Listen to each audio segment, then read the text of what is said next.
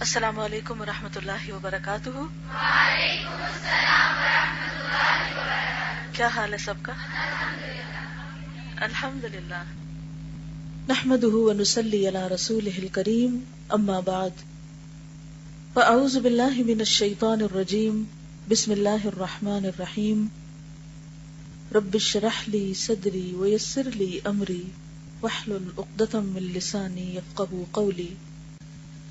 فصل 20، معصیت باعث تذلیل ہے، یعنی گناہ ذلت کا باعث ہے، یہ معنی ہے۔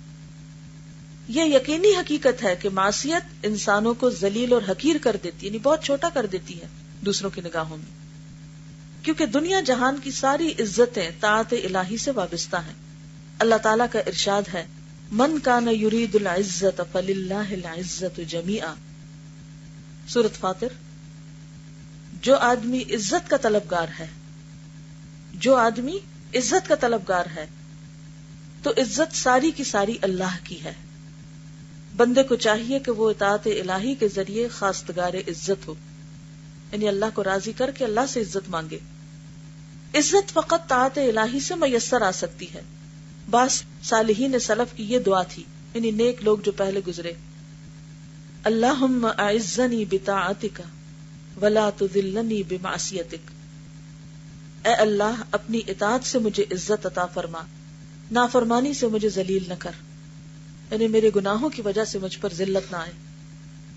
اسی لیے ہم کہتے ہیں نا، ونعوذ بک من شرور انفسنا وسیئات اعمالنا، اے اللہ ہم تیری پناہ میں اپنے آپ کو دیتے ہیں اپنے نفسوں کے شر سے اور اپنے اعمال کے برے اثرات سے۔ سیئات اعمالنا، برے اعمال کے جو وبال ہے، یا اللہ ان سے تو ہمیں بچا۔ تو گناہوں کا وبال آخرت کے علاوہ دنیا میں بھی انسان کو دیکھنا پڑتا ہے، اور اسی وبال کا ایک نتیجہ ہے کہ انسان ذلیل ہوتا ہے۔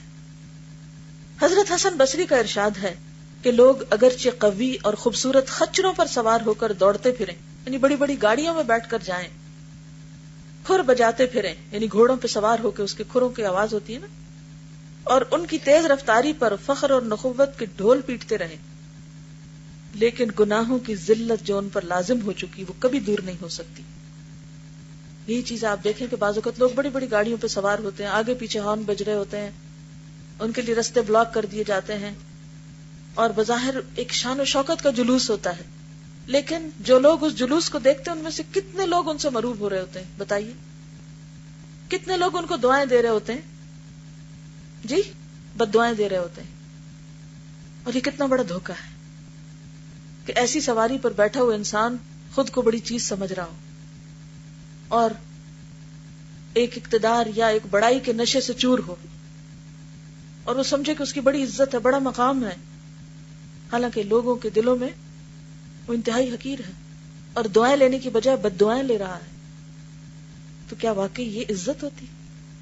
بڑے گھر میں رہنے سے عزت ہوتی ہے؟ بڑی گاڑی پہ بیٹھنے سے عزت ہوتی ہے؟ زیادہ قیمتی لباس پہننے سے انسان کو عزت ملتی ہے؟ ہرگز نہیں۔ اللہ کی اطاعت اور بندوں کی خدمت سے عزت ملتی۔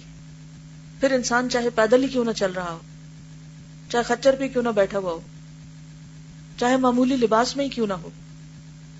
اب دیکھیں کتنے ہی اللہ کے بندے ایسے ہیں جو اطاعت گزار ہیں لیکن مالی اعتبار سے انتہائی کمزور ہیں، اور خلق خدا ان کی عزت کرنے والی۔ کس چیز نے ان کو عزت دی؟ اللہ کی اطاعت نے، دنیا سے بے رغبتی نے۔ حضرت عبداللہ بن مبارک کے اشعار ہیں، رأیت الذنوب تمیت القلوب وقد یورث الذل ادمانها وترک الذنوب حیات القلوب وخیر لنفسک عصیانها وهل افسد الدین الا الملوک واحبار سوء ورہبانها۔ میں نے دیکھا کہ گناہ دلوں کو مردہ کر دیتے ہیں، اور گناہوں کی مداومت یعنی کرتے چلے جانا ذلت کا موجب ہوتی ہے۔ گناہوں سے بچنا دلوں کی زندگی ہے، اور تمہارے لیے خیر یہ ہے کہ تم گناہوں کی مخالفت کرو، اور دین کو بادشاہوں اور مشائخ سو، برے علماء اور برے تارک الدنیا یعنی راہب لوگوں کے سوا کسی نے خراب نہیں کیا۔ یعنی دین کی بدنامی ہوئی تو کس کے ہاتھوں؟ دین کو برا بھلا کہا گیا تو کس کی وجہ سے؟ بادشاہوں کی وجہ سے، جنہوں نے دین کو اپنے حق میں اپنے اقتدار کے طول دینے میں استعمال کیا. بعض لوگوں نے دین کا نام لے کر اپنی کرسی بچائی یا غلط فتوے عام کیے اپنی قوت کے بل بوتے پر. اور مشائخ سو یعنی برے مشائخ یعنی جو مذہبی لیڈرز ہیں اور برے تارک الدنیا یعنی ایسے درویش صوفی قسم کے لوگ جو بظاہر نظر آتا ہے کہ وہ دنیا سے دور ہیں لیکن حقیقت میں دنیا کی محبت میں ڈوبے ہوئے ہیں. لوگوں کی عزت کے بھوکے ہیں کہ لوگ ان کی عزت کریں, لوگ ان کی عقیدت رکھیں, لوگ ان کو چاہیں. اور بعض اوقات بظاہر وہ دین کا لبادہ اوڑھتے ہیں لیکن اندر سے انتہائی غلط قسم کے کام کرتے ہیں جس کی وجہ سے لوگ دین سے متنفر ہو جاتے ہیں, دین سے دور ہو جاتے ہیں. آج بھی آپ دیکھیں کہ بہت سے لوگوں سے اگر آپ پوچھیں کہ آپ نماز کیوں نہیں پڑھتے تو اس کے کئی ایک اسباب بتانے کے علاوہ ایک سبب وہ کیا بتاتے ہیں, نماز پڑھنے والوں کی بے دینی. کہ جاؤ تم, ہم نے دیکھے ہیں بہت سے نماز پڑھنے والے کیا کرتے ہیں وہ نماز پڑھ کر. بہت سے لوگ حجاب کیوں نہیں پہنتے, کس وجہ سے؟ بولیے نا, بتائیے. جی ہاں, جو لوگ حجاب پہن کر غلط کام کرتے ہیں پھر وہ حجاب کو بدنام کر دیتے ہیں. اور کس چیز سے؟ قرآن پڑھنے سے کئی لوگ دور بھاگتے ہیں. کس وجہ سے؟ کہ انہیں قرآن سے محبت نہیں. قرآن سے محبت ہے لیکن ان کا واسطہ کچھ ایسے لوگوں سے پڑتا ہے جو قرآن پڑھ کر انتہائی غلط قسم کے کام کرتے ہیں یا انتہائی بدتمیز اور بد اخلاق ہوتے ہیں. تو لوگ کہتے ہیں کہ یہ ہیں قرآن پڑھے ہوئے لوگ, ہم ان کے بغیر ہی اچھے, ان سے تو ہم اچھے ہیں. ہم نے نہیں پڑھا لیکن ہمارا اخلاق تو اچھا ہے, ہمارے معاملات تو اچھے ہیں.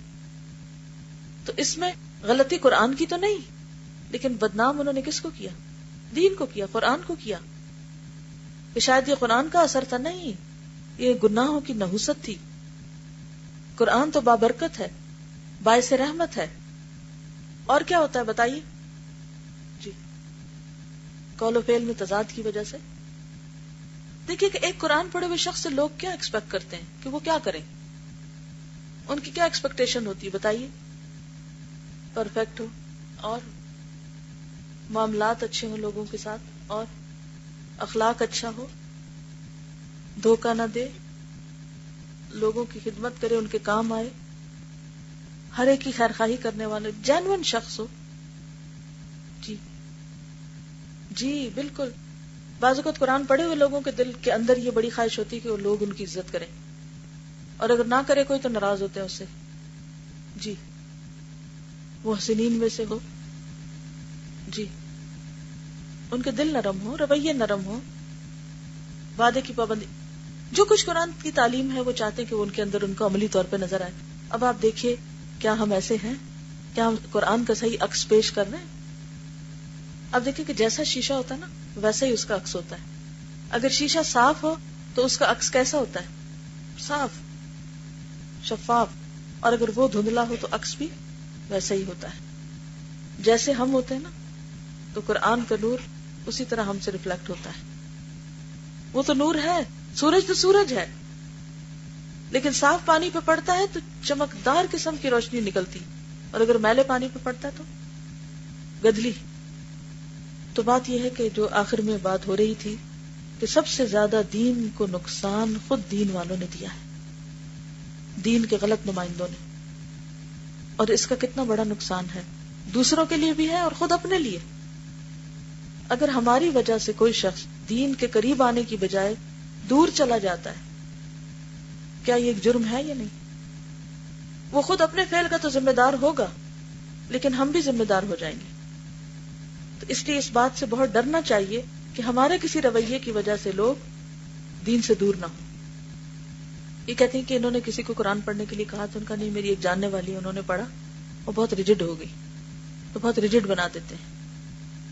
یہ کیوں ہوتا ہے؟ اس لیے ہوتا ہے کہ ہم کچھ چیزوں کے اندر اتنی شدت اختیار کر لیتے ہیں اور وہ بھی ہماری ناسمجھی ہوتی. تو بے حد ضروری ہے کہ ہم اپنے اپنے رویوں پر غور کریں. اگر لوگ دین سے دور ہو رہے ہیں تو کیوں؟ لوگ ہماری عزت نہیں کرتے تو کیوں؟ دین والوں کا مذاق اڑایا جاتا تو کیوں؟ اور اس میں دو پہلو ہے نا. ایک تو یہ ہے کہ جو اللہ کے دشمن ہے, رسول کے دشمن ہے, دین کے دشمن ہے, ان کی اپنی ایک مخصوص زبان ہے. لیکن دوسری طرف کچھ ایسے لوگ ہیں کہ جو اللہ رسول کے دشمن نہیں ہیں, لیکن دین والوں کی بدعملی کی وجہ سے وہ ان کو بھی برا کہتے ہیں اور بعض اوقات ناسمجھی میں دین کی بھی باتوں کو ساتھ رگیت لیتے ہیں. تو کہیں ایسا نہ ہو کہ اس کے ذمہ دار ہم ہو جائیں. تو ہمیں حد الوسع اپنے رویوں کو درست کرنا ہے.